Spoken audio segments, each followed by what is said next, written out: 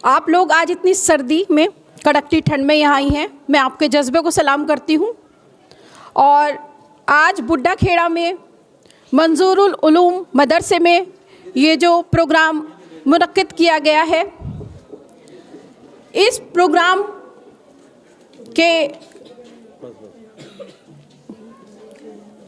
Programme को करने के लिए मैं इस मदरसे के प्रबंधक और हमारे गुरु, हमारे सर डॉक्टर मुसब फ़िरोज़ साहब का बहुत बहुत शुक्रिया अदा करती हूँ कि उन्होंने ये खूबसूरत प्रोग्राम बुड्ढा खेड़ा में अपने इस मदरसे में रखवाया। और इस स्कूल के प्रिंसिपल कारी तैयब साहब का मैं शुक्रिया अदा करती हूँ कि उन्होंने हमें यहाँ बुलाया और अपनी बात रखने का मौका दिया। और इसी कड़ी में मास्टर साजिद साहब, जो हाथ पर चिराग रखकर दुनियावी और दीनी तालीम के लिए जो मुहिम चला रहे हैं, और ये मुहिम शुरू की आपने ग्राम ताजपुरा से, अपने मदरसे से, और वहाँ से होती हुई ये मुग़ल माजरा से होते हुए आज यहाँ बुड्ढा खेड़े में पहुँची है। और उसी के साथ साथ मैं एडवोकेट इंतखाब आज़ाद साहब और मंच पर आसीन मेरी बड़ी बहन खतीजा तौकीर और साथ में शबाना रईस, इन सब का वेलकम करती हूँ, खैर मकदम करती हूँ। बहुत बहुत शुक्रिया आप लोग यहाँ आए और इस प्रोग्राम को चार चांद लगाए। और साथ में आप लोग जो आए हैं और जिस जज्बे के साथ, जितनी कड़कती ठंड में आप लोग हमारे साथ हमें सुनने के लिए आए हैं, उसका आप लोगों के लिए बहुत बहुत शुक्रिया। और मुझे बहुत खुशी हो रही है ये देखकर कि कितना जुनून है आज हमारी इस जनरेशन में, जो अच्छी बात सुनने के लिए यहाँ पर इकट्ठे हुए हैं। और मैं आपसे वादा करती हूँ, जो आप यहाँ से आज सुन रहे हैं और सुनकर जाएंगे, उसके बाद वही चीज़ें आप अपनी आने वाली नस्लों में आप पैदा करेंगे। और इसी तरह नस्ल दर नस्ल ये इल्म फैलता चला जाएगा। यहाँ पर बहुत खूबसूरत विचार रखे थे, बहुत ही अच्छी बातें दीन की कही हुमा ने, और बहुत मुतासिर हुई हूँ मैं। और हुमा ने जो एक एक अल्फाज बोला है, इन अल्फाजों पर आपको गौर से सोचना भी होगा और उस पर काम भी करना होगा। तो हमारा जो सेमिनार है, जिस टॉपिक पर है, वो है दीनी और दुनियावी तालीम की बेदारी। और ये हकीकत है कि इल्म, ज्ञान, जब तक हमें वो ज्ञान नहीं होगा तब तक हम कुछ भी नहीं कर सकते। जब तक माँ बच्चे की उंगली पकड़कर उसे चलना नहीं सिखाती तब तक एक बच्चा चलना नहीं सीखता। जब तक एक माँ अपने बच्चे के मुंह में अल्फाज नहीं डालती तब तक वो बोलना नहीं सीखता। इसी तरह सबसे पहली जो टीचर है वो माँ है। और माँ एक ऐसी शय अल्लाह ताला ने बनाई है जो कि बच्चे के गलत और सही होने में बहुत बड़ा किरदार अदा करती है। आप उसे अच्छी तालीम देंगे, उसे सही और गलत का बताएंगे, तो वो अच्छा इंसान बनेगा, वो अच्छे रास्ते पर चलेगा, और उसकी सोहबत में जो और लोग आएंगे वो भी अच्छे हो जाएंगे। लेकिन अगर एक माँ अपने बच्चे से कहीं ना कहीं बेदारी बरतेगी, उसको सही और गलत नहीं बताएगी, उसे दीन और दुनिया के बारे में सही जानकारी नहीं देगी, तो वो बच्चा दिशाहीन होगा, मिसगाइड होगा, और उसके साथ साथ जो उसकी सोसाइटी के लोग होंगे वो भी मिसगाइड होंगे। वो कहते हैं कि एक अच्छी चीज़ अच्छाई फैलाती है और एक बुरी चीज़ बुराई फैलाती है। तो सबसे पहले हम बात करेंगे दीन की तालीम की, कि हमारे लिए दीन की तालीम क्यों ज़रूरी है। दीन की तालीम हमारे लिए इसलिए ज़रूरी है, सबसे पहले आपको ये समझना होगा कि इल्म की हमारी ज़िंदगी में कितनी अहमियत है, हमारे रिलीजन में, हमारे धर्म में दीन की कितनी अहमियत है। इस्लाम धर्म एक ऐसा धर्म है जो कि कलम से फैला है, कलम से ही अल्लाह ताला ने सिखाया है और कलम से ही बढ़ाया है। अल्लाह ताला ने कुरान शरीफ कलम से लिखा और उस कलम के द्वारा ही वो बातें हमें सही और गलत की कुरान शरीफ में भेजी और हमें सिखाया है। और सबसे पहले इस कलम का इस्तेमाल दुनिया में किसने किया? बताएगा कोई? सबसे पहले इस दुनिया में कलम का जो इस्तेमाल हुआ है वो इदरीस अलैहिस्सलाम ने किया है। ये आप लोग हमेशा याद रखना कि जब दुनिया बनी और दुनिया में सबसे पहले जब कलम का इस्तेमाल हुआ वो इदरीस अलैहिस्सलाम ने किया। तो लिटरेचर पर इस्लाम धर्म फैला हुआ है। लिटरेचर पर यानी लिखा हुआ है और उसे पढ़ना है। तो पढ़ाई क्या है? लिखना और पढ़ना। अब वो लिखना और पढ़ना वो चीज़ ही इल्म है। आप लिखकर और पढ़कर शिक्षा प्राप्त करते हैं, आप एजुकेशन पाते हैं। तो इसलिए सबसे पहले तो हमारी ज़िंदगी में एजुकेशन की कितनी ज़रूरत है वो हमें पता होना चाहिए। अब दीन, सबसे पहले एक इंसान को दीन में क्या सीखना है? सबसे पहले आप कुरान का इल्म हासिल करें, उसके बाद आप हदीस का इल्म हासिल करें, उसके बाद आप शरीयत का इल्म हासिल करें, उसके बाद आप हराम और हलाल का इल्म हासिल करें, और उसके बाद आप सीरत नबी का इल्म हासिल करें, और उसके बाद आता है दुनियावी तालीम का नंबर। और दुनियावी तालीम को आप छोड़ नहीं सकते क्योंकि अल्लाह ताला ने आपको दुनिया में भेजा है और दुनिया में आपको रहना है और दुनिया में आपको सीखना है। और चूंकि दुनिया अभी तक महदूद नहीं है, आपके आने वाली नस्लों को भी आपको सिखाना है। एक इंसान अपनी ज़िंदगी तभी मुकम्मल करेगा जब वो खुद अच्छा इंसान बनेगा और जो अच्छाइयाँ हैं वो आने वाली नस्लों तक पहुँचाएगा। जब हम मर जाएंगे तो फिर हमारे आमाल के हिसाब से हमें हमारे पिछले लोग याद करेंगे कि हम अच्छे काम करके जाएंगे तो हम अच्छा कहलाएंगे, और अगर हम बुरे काम करके जाएंगे तो हमें बुरे लोगों में ही याद किया जाएगा। तो ज़रूरी है दीन का इल्म हासिल करना, ज़रूरी है दुनिया का इल्म हासिल करना। अब दीन के इल्म की बात आती है, मैं फिर कहूँगी कि आप दीन की इम्पोर्टेंस को समझें, आप दीन में इल्म की इम्पोर्टेंस को समझें कि कितनी ज़रूरी है। कि जब बद्र की लड़ाई हुई, आप हुजूर सल्लल्लाहु अलैहि वसल्लम के टाइम में जब बद्र की लड़ाई हुई और बद्र की लड़ाई में मुसलमानों को जीत हासिल हुई, और उस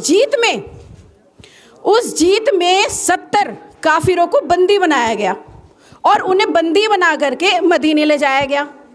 70 काफिरों को बंदी बनाया गया और उन 70 काफिरों को बंदी बना करके मदीने ले जाया गया। चूँकि मक्का जो है वो पढ़े लिखे लोगों का शहर था, वहाँ पढ़े लिखे लोग रहते थे, लेकिन मदीने में पढ़ाई लिखाई नहीं थी, इल्म नहीं था ज़्यादा। तो आप हुजूर सल्लल्लाहु अलैहि वसल्लम ने उन 70 काफिरों को बोला कि मैं तुम लोगों को आज़ाद कर दूंगा, बशर्ते मेरी शर्त यह है कि तुम हर एक आदमी हमारे 10 बच्चों को इल्म देगा। समझ रहे हो? यानी 70 काफिर और 70 काफिरों में से हर एक काफिर 10 मुसलमान बच्चों को इल्म देगा। तो अगर आप हमारे बच्चों को पढ़ा देंगे तो हम आपको आज़ाद कर देंगे। आप हुजूर सल्लल्लाहु अलैहि वसल्लम ने उन काफिरों से बोला। तो एक काफिर ने 10 मुसलमान बच्चों को इल्म दिया, इसका मतलब 7000 बच्चे मुसलमानों ने इल्म हासिल किया। तो सबसे पहला दुनिया का स्कूल मदीने में खुला। सबसे पहले जो उस स्कूल के टीचर थे वो काफिर थे, और सबसे पहले उस स्कूल में पढ़ने वाले बच्चे मुसलमान थे। ये आप लोगों को हमेशा पता होना चाहिए। और अब आप ये समझ लीजिएगा कि आप हुजूर सल्लल्लाहु अलैहि वसल्लम ने उस स्कूल की बुनियाद रखी और उस स्कूल से इल्म लोगों को हासिल हुआ और इस्लाम उस इल्म के आधार पर ही बढ़ता जा रहा है। अब बात आती है दुनिया की। अब दुनिया की बात क्या है कि जब हम इस दुनिया में आए हैं तो इस दुनिया में आकर के हमें सीखना भी चाहिए। कई बार हम लोग स्कूल जाकर सीखते हैं, कई बार पूछकर सीखते हैं, कई बार देखकर सीखते हैं, और इसीलिए हम इंसान हैं। अगर हम देखकर अच्छी चीज़ ना सीखें तो बेकार, अगर हम पूछकर भी ना सीखें और शर्म करें कि अरे हम तो अपने से छोटे से क्यों पूछें, तो बेकार। तो इसलिए दुनिया का इल्म हासिल करना भी बहुत ज़रूरी है, और दुनिया का इल्म हासिल करके ही आप दुनिया में क्या हो रहा है ये जान सकेंगी। जिस देश में आप रह रही हैं उस देश में क्या हो रहा है वो जान सकेंगी। जिस देश में आप रह रही हैं उस देश का कानून क्या कह रहा है वो आप जान सकेंगी। आपके लिए क्या बंदिशें उस कानून में है और क्या आज़ादी उस कानून में है, ये आप जान सकेंगी। और फिर उस देश में चलने वाली जो व्यवस्थाएं हैं, जो सिस्टम है, उस सिस्टम में आप अपने आप को ला सकेंगी। अपने बच्चों को वो इल्म जब देंगी आप, अगर आपके बच्चे स्कूल में जाएंगे, फिर कॉलेज में जाएंगे, फिर वो डॉक्टर, इंजीनियर, प्रोफेसर, पुलिस में या जज बनेंगे, तो वो देश के सिस्टम में ही अपना हाथ निभा रहे हैं, अपने देश को आगे बढ़ाने का काम कर रहे हैं। और आप हुजूर सल्लल्लाहु अलैहि वसल्लम ने कहा है कि जिस देश में आप रह रहे हो, आपके लिए ये लाजिम है कि आप उस देश के कानून को फॉलो करें। समझ रहे हैं कि आप उस देश के कानून को फॉलो करें। तो अब क्योंकि दुनिया में हम आए हैं, तो दुनिया में आए हैं और हमें इल्म भी हासिल करना है, दीन का तो हमें करना है, क्योंकि पहले ही बार जब बच्चा बोलता है तो माँ अल्लाह ही निकलता है मुंह से। बच्चा अगर गिर जाता है तो माँ कहेगी अल्लाह अल्लाह, मेरा बच्चा गिर गया, उठा लो। बच्चा भी पहले ही रोते रोते अल्लाह अल्लाह ही बोलता है। तो दीन तो है ही पहली चीज़, लेकिन उसके बाद दुनिया में आप आए हैं तो ये जिम्मेदारी हमारी बनती है कि उस दुनिया में अच्छी ज़िंदगी जिए और अच्छी में भी हम एक सम्मानित ज़िंदगी जिए, रिस्पेक्टेबल ज़िंदगी जिए। रिस्पेक्टेबल, और रिस्पेक्ट कब मिलेगी? जब हम पढ़े लिखे होंगे। एक पढ़ा लिखा इंसान भीड़ में अलग चमकता है। एक पढ़ा लिखा इंसान भीड़ में अलग चमकता है, और एक इंसान एक कौम को बहुत सही रास्ता दिखा सकता है। और जब हम इल्म हासिल करते हैं तो हम अपना इतिहास भी जानते हैं। अब 1400 साल पहले इस्लाम फैला, और उससे पहले दुनिया में, जब से दुनिया बनी, दुनिया में क्या था, तो वो हमें इल्म से हासिल होगा। जब हम पढ़े लिखेंगे तो हम इतिहास पढ़ेंगे। आज वर्तमान में, प्रेजेंट टाइम में दुनिया में क्या हो रहा है, वो भी हम अखबार पढ़ेंगे। वो भी जब हम आज की दुनिया के बारे में जानकारी रखेंगे तो अब हमें पता लगेगा। जानकारी हम कब रखेंगे? जब हमें इल्म की नॉलेज होगी। और फिर उसके आधार पे हम भविष्य में क्या करेंगे, वो चीज़ भी हम इल्म के इसी के आधार पे करेंगे कि हमारा पास्ट क्या था, हमारा इतिहास क्या था, हमारा प्रेजेंट क्या है, आज वर्तमान में हम क्या है, और भविष्य में हम क्या करेंगे, फ्यूचर हमारा क्या होगा। तो जिस तरह से माँ बाप एक बच्चे की खेलने से पता लगा लेते हैं कि मेरा बच्चा किस चीज़ में इंटरेस्टेड है। कुछ बच्चे खेत में जाने में इंटरेस्टेड है, कुछ बच्चे खिलौनों को तोड़ के दोबारा जोड़ लेते हैं, यानी इंजीनियरिंग की साइड जा रहे हैं। कुछ बच्चों को गुड़िया के हाथ पैर तोड़ के जोड़ने का ही है, वो डॉक्टरी की लाइन में जाते हैं। तो जो चीज़ें माँ बाप बचपन में बच्चों को पकड़ते हैं, ज़्यादातर बच्चा उसी चीज़ में आगे बढ़ता है। तो यहाँ पहचान होती है माँ बाप की कि माँ बाप अपने बच्चों के बारे में, जैसे माँ बाप सोचते हैं ना कि मेरा बच्चा बहुत लायक बने। जो माँ बाप पढ़े लिखे नहीं होते वो सोचते हैं यार मैंने नहीं पढ़ा उस ज़माने में, लेकिन आने वाली नस्लें मेरी सुधरें तो मेरे बच्चा इल्म हासिल करे। तो दीन हमें ये सिखाता है कि हमें किस तरह से एक अच्छी पाक साफ ज़िंदगी जी के जानी है, और अल्लाह ताला के सामने हमें खड़े होना है, हमें हिसाब किताब देना है। तो हम एक अच्छे सच्चे पाक साफ इंसान दुनिया में आए हैं, अल्लाह ताला ने हमें भेजा है। इसी तरह से हम अच्छे अमाल के साथ दुनिया से जाएं और अल्लाह ताला के सामने सुरखरू रहें। और दुनिया की तालीम आपको ये सिखाती है कि जब से आप पैदा हुए हैं और जब तक आप नहीं मरते, तब तक आप अपनी ज़िंदगी को बेहतर और बेहतर और बेहतर बनाने की कोशिश करते रहें। तो एक बात कही जाती है कि वज़ू शक्ल को रोशन करती है, कुरान शरीफ अक्ल को रोशन करता है, लेकिन नमाज आपकी नस्लों को रोशन करती है। आप हमेशा याद रखिएगा ये बात कि जब आप नमाज़ पढ़ेंगे तो आपको देख के आपकी औलादें भी नमाज़ पढ़ेंगी। जब आप ही नमाज़ नहीं पढ़ेंगे तो आपके बच्चे क्यों नमाज़ पढ़ेंगे। तो ये ज़रूरी है कि हम तालीम हासिल करें और उस तालीम में हम सक्सेस हों। अब ये कैसे पता चलेगा कि हमने दुनिया में आए, हमने दीन और दुनिया की तालीम ले ली और हम मुकम्मल सक्सेस हो गए, हम कामयाब हो गए। तो इस बात पर हमारे जो पूर्व राष्ट्रपति रहे हैं APJ अब्दुल कलाम आज़ाद साहब, उन्होंने एक लाइन कही है। उन्होंने कहा है जिस दिन तुम्हारा सिग्नेचर ऑटोग्राफ बन जाए, समझ लीजिएगा कि आपने कामयाबी पा ली। समझ रहे हो ना कि अभी तक तो आप बैंक में जाओगे, कहीं भी जाओगे तो साइन कराएंगे, लेकिन जब आप एक कामयाब इंसान बन जाते हैं तो लोग आपके सामने लेके खड़े हो जाते हैं कि madam yes sir please autograph. क्योंकि वो आपकी पर्सनैलिटी से, आपकी शख्सियत से इम्प्रेस हुए हैं, मुतासिर हुए हैं वो आपकी शख्सियत से। तो जिस दिन आपका सिग्नेचर ऑटोग्राफ बन जाए, समझ लीजिएगा आपने दुनिया में भी तरक्की हासिल कर ली। तो इसलिए मैं ये कहना चाहूँगी कि आप इल्म हासिल करें, और इल्म एक ऐसा हथियार है, नेल्सन मंडेला उन्होंने कही है ये बात, कि इल्म एक ऐसा हथियार है जिससे आप दुनिया को बदल सकते हैं। लेकिन जब आपको इल्म ही नहीं होगा तो आप तो खुद को नहीं बदल सकते, तो दुनिया को तो बदलने की बात है। तो ये बहुत ज़रूरी है, ये बहुत ज़रूरी है कि हम इल्म हासिल करें। और अब मैं आपको बताऊं कि दुनिया में जो इल्म फैला है वो कलम से फैला, मैंने आपको बताया। और उसके बाद अगर हम अपने इस ज़माने की बात करें, मतलब 1900 के बाद से, तो 1948 में सबसे पहले जो मुस्लिम शिक्षिका थी वो फातिमा शेख थी, और उन्होंने सबसे पहला स्कूल खोला था।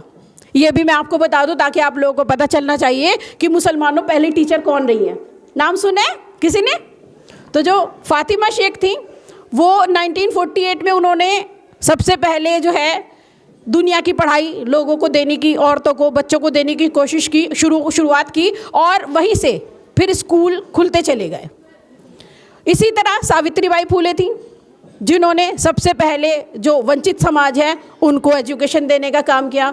उन्होंने 1948 में, अब आप देख लीजिए, अगर से 70 साल पहले भी, अगर आप 80 साल पहले पीछे जाएं तो औरतों को कहाँ पढ़ने दिया जाता था। और आज भी अगर आप उठा के देखें तो बहुत सारी जो अब जनरेशन आ रही है पिछले 20 साल से, 25 साल से, वो माशाल्लाह हमारी एजुकेशन में हमारी जो एक रेशो है वो बढ़ता जा रहा है। लेकिन जो हमारी बुज़ुर्ग रही हैं उन्होंने दीन की भी पढ़ाई शायद उन्हें मुकम्मल नहीं मिली। वो नमाज भी पढ़ती हैं तो उन्होंने जो अपने घर में सीखी वो पढ़ी है। तो एक ज़माना होता था जब तबलीग हुआ करती थी औरतों की, हफ्ते का एक दिन हुआ करता था, उसमें औरतों को दीन के बारे में दावत दी जाती थी, दीन के बारे में बताया जाता था। अब क्योंकि सब अपनी ज़िंदगी में इतने बिजी हो गए हैं कि वो दीन की अब जो तबलीग होती थी वो भी कम हो गई। मर्दों के लिए तो आज भी जमात है। तो इसलिए ये ज़रूरी है कि आप दीन का भी इल्म लें, आप दुनिया का भी इल्म लें। आप दुनिया में जब इल्म लें तो आप दुनिया के इल्म में अपने बच्चों को कुछ ना कुछ बनाएं। आपको सिर्फ इल्म लेकर घर पे नहीं बैठना है। और एक बात और मैं कहूँगी, क्योंकि ये बात मुझे कहते हुए मुझे भी अच्छा लग रहा है, और मैं कहती भी इस बात को कि हम जब समाज में लड़की ढूंढने जाते हैं, हम अपने लड़के के लिए, अपने भाई के लिए अगर लड़की ढूंढने जाते हैं तो हम पढ़ी लिखी लड़की ढूंढते हैं ना। पहला सवाल क्या होता है? कुरान शरीफ पढ़ी हुई है। फिर दूसरा सवाल बेशती ज़ेवर पढ़ी हुई हैं। फिर तीसरा सवाल कि स्कूल की पढ़ाई कर रखी, कितनी कर रखी। तो हम लड़की कितनी ढूंढते हैं? BA पास, MA पास। अगर कोई हमें MA पास मिल रही है तो हम BA पास को छोड़ देंगे, MA पास के जाएंगे। लेकिन अगर आप पढ़ी लिखी हैं, तालीम याफ्ता है, और आपने दुनिया की तालीम भी ली है और दीन की तो है ही, तो आप मुझे एक बात बताइए, तो जब आपको इतना पैसा खर्च करके, एक शादी पर कितना पैसा आजकल खर्च हो रहा है, आपको दुल्हन बना के लाया जा रहा है, जब आपके बच्चे पैदा होते हैं तो उन बच्चों को आप ट्यूशन खुद क्यों नहीं पढ़ाती? आपको पढ़ा लिखा क्यों लाया जा रहा है? अगर आपसे पूछा जाए आपके बच्चे गए कि जो ट्यूशन गए हुए हैं, तो फिर पढ़े लिखे बीवी लाने का, पढ़े लिखे बहू लाने का फ़ायदा ही क्या है? आप मुझे बताएं। तो इसलिए कोशिश करें कि माशरे में आपकी बहुत इम्पोर्टेंस है। और वो इम्पोर्टेंस क्यों है? हर इंसान को अपना कंट्रीब्यूशन यानी अपना हिस्सा समाज को देना है। अगर आप पढ़ी लिखी आई हैं तो आप अपने बच्चे को स्कूल तो भेज नहीं है, लेकिन स्कूल के बाद ट्यूशन अपने आप पढ़ाएं। क्योंकि जब आपका बच्चा छोटी सी उम्र में ही कहीं और जाके ट्यूशन पढ़ता है, आप अपने बच्चों को अपने पास बेड पे बिठा के किताब खोलकर पढ़ाएंगी, लेकिन जब वो कहीं और जाएगा तो वहाँ बच्चा चटाई पे बैठकर पढ़ेगा नहीं पढ़ेगा। तो ये ज़रूरी है कि आप अपने बच्चों को इल्म दें और इल्म खुद भी दें, ताकि आपको ये पता रहे कि हमारा बच्चा कितने बानी में है, कितना हमारे बच्चे ने पढ़ा है। हमारी पढ़ाई लिखाई का यही तो फ़ायदा है, हमारी पढ़ाई का यही फ़ायदा है कि हम अपनी नस्लों को पढ़ाएं। और हम तो फिर पढ़ा तो रहे नहीं, हम तो ट्यूशन भेज दिया, स्कूल भेज दिया, तो फिर आपको कैसे पता चलेगा? तो समाज में जो बदलाव आ रहा है, तो समाज में और मुआशरे में आज जो बदलाव आ रहा है वो कहीं ना कहीं माँ बाप की कहीं ना कहीं बच्चों से दूरी, क्योंकि माँ और बाप मोबाइल में बिजी हो गए, बच्चा बराबर में बैठा हुआ क्या कर रहा माँ बाप को पता ही नहीं है। बच्चे स्कूल जा रही है, माँ बाप को पता है कि स्कूल जा रही है, लेकिन स्कूल में वो जा रही है नहीं जा रही है कभी देखा आपने? और चूँकि हमारी बच्चियाँ मासूम हैं, चूँकि हमारी बच्चियों को बहुत आसानी से बहलाया और फुसलाया जा सकता है, तो इसकी जिम्मेदारी माँ बहनों पर आती है। माँ से ज़्यादा कोई नहीं पहचान सकता कि मेरा बच्चा गलत चल रहा है या सही चल रहा है। समझ रहे हो ना? तो कुछ बुरा होने से पहले ही उसे रोक लिया जाए और प्यार से, अदब से आप अपने बच्चों को जो समझा देंगी वो उसके यहाँ बैठ जाएगा, लेकिन मार से वो बच्चा आपका बिगड़ जाएगा। फिर उसके दिल में ये आ जाएगा कि पीटना ही तो है, लीजिए पीट लीजिए, ऐसे ही एक बार पीटा ऐसे ही 100 बार पीटा। तो पिटाई हल नहीं है, पर मोहब्बत से निकले हुए अल्फाज जब आपने अपनी बच्चियों को प्यार से बिठा के उसको इज़्ज़त के बारे में बताएंगी, माँ बाप की इज़्ज़त के बारे में बताएंगी, आपके ख़ानदान की इज़्ज़त के बारे में बताएंगी, उसके खुद की इज़्ज़त के बारे में बताएंगी, तब वो बच्चा कभी भी गलत नहीं कर सकता। तब हमारी लड़कियाँ कभी भी गलत नहीं कर सकती। और एक बात और मैं आपको कहूँगी कि बहुत आसानी से कह दिया जाता है कि फ़ला लड़की ख़राब हो गई या फ़ला लड़की भाग गई, लेकिन उस चीज़ पे आप निगाह रखें, जो सहेलियाँ होती हैं ना वो बहुत बड़ा रोल प्ले करती हैं। घर के बाद सहेलियाँ रोल प्ले करती हैं। अब ये आपकी जिम्मेदारी है कि आपका लड़का हो या लड़की, वो किस सोहबत में है, कैसे लोगों के साथ में है, किन के साथ वो उठ रहा है, बैठ रहा है, किस तरह की उसकी सहेलियाँ हैं। आप यकीन मानिए आपका बच्चा वैसे ही हो जाएगा। सही बता रही हूँ मैं। अगर आपके बच्चे अच्छी दोस्तों में, अच्छी सोसाइटी में बैठेंगे तो वो इंशाअल्लाह अच्छे हो जाएंगे। आपकी बच्ची अगर सही होगी तो अपनी दोस्त को अगर गलत करेगी तो आंख नहीं मूंद देगी, उसे बताएगी कि ये गलत है। तो माशरे में बहुत ज़्यादा ख़राबी फैल गई है, और इस ख़राबी की सबसे बड़ी जड़ तो आज के टाइम में मोबाइल ही है। ठीक है, तो एक तो मोबाइल का यूज़ लिमिटेड होना चाहिए। आप सिर्फ पढ़ाई तक, या फिर घर में से किसी का फ़ोन आ गया उस तक अपने फ़ोन को महदूद रखें। दूसरा, अगर कोई भी नंबर आपके मोबाइल पे, मेरी सारी प्यारी प्यारी बहनें बैठी हैं, बच्चियाँ बैठी हैं, जो भी कभी ऐसा लगे कि इस नंबर को आप नहीं जानती, तो कभी वो फ़ोन ना उठाएं। उस फ़ोन को आप उठा करके अपने वालिद को दे, अपने भाई को दे, अपनी अम्मी को दे जी कि आप बात कर लीजिएगा। मैं भी ऐसे ही करती हूँ, मैं बता रही हूँ। मेरे 2 माशाल्लाह बच्चे हैं, लेकिन अभी भी मैं जब कोई अननोन नंबर आता है तो मैं अपने हस्बैंड को पकड़ा देती हूँ। मैं कहा आप देख लो, मैं नहीं जानती किसका आ रहा है, कोई ज़रूरी होगा तो मुझे दे देना।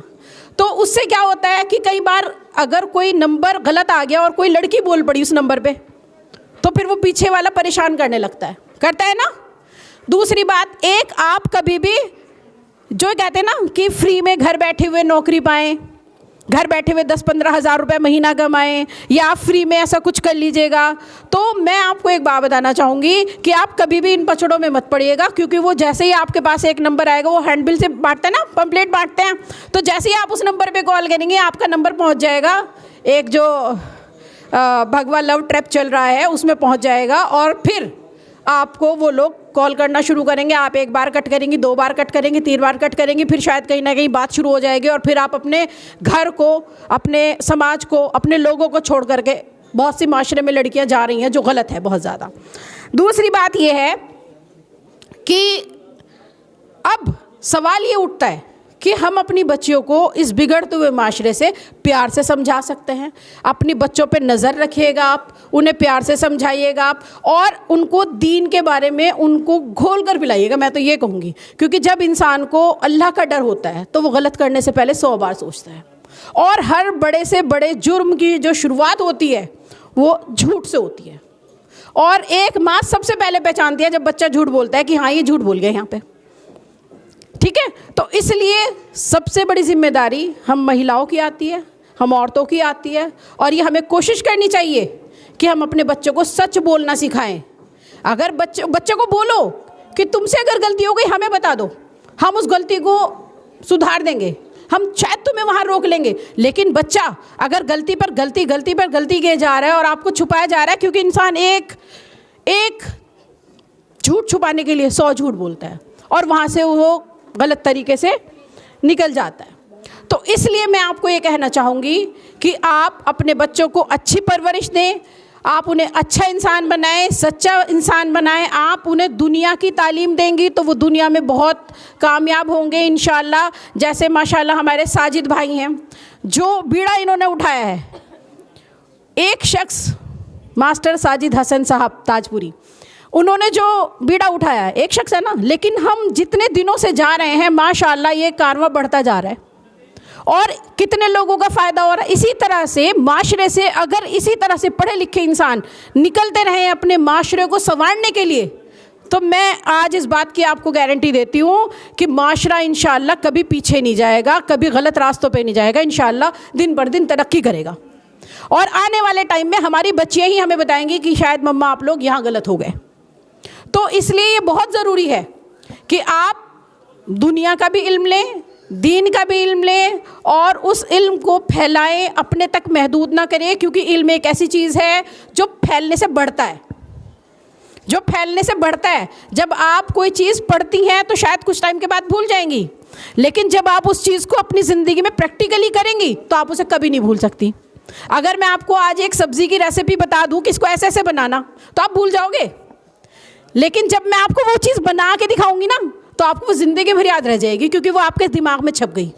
तो इसी तरह हमारी ये 12, 13, 14, 16 साल की जो टीनेजर बच्चियां हैं, इनका जहन बहुत मासूम है, बहुत कच्चा है, एक स्लेट के जैसा है, एक तख्ती के जैसा है, कोरा है। जो चीज़ आप उस पर लिखवाना चाहेंगी, जो लिखना चाहेंगी, वो उसके दिमाग में बुढ़ापे तक के लिए छप जाएगा। आप अगर हमसे पूछेंगे तो हम भी वो शायद जब 12-14 साल के थे, अपनी बचपन की बातें वो भी हमें याद आ जाएंगी, पर उससे पहले की नहीं आएगी, उसके बाद की याद नहीं आएगी, पर वो बात याद आएगी। इसीलिए कहते हैं कुरान शरीफ पढ़ाने का, हाफजा कराने का वो जो टाइम होता है वो बहुत ही क्रीम टाइम होता है। तो इसलिए मैं अपनी इन्हीं बातों के साथ, कि मुझे उम्मीद है इंशाल्लाह मेरी, क्योंकि यहाँ पे बैठी हैं शबाना रईस बैठी हैं और खदीजा तौकीर बैठी हैं, ये भी आपको अपने इल्म की रोशनी में कुछ ना कुछ बताएंगी, बहुत कुछ आप इनसे सीख कर जाइएगा। और फिर से आप लोगों का बहुत बहुत शुक्रिया कि आप इतनी कड़कती ठंड में आए और आपने हमें सुना। अल्लाह हाफिज़। अच्छा, अब जो आ रही है वो हैं खदीजा तौकीर। आप जो हैं वो रिचर्ची पब्लिक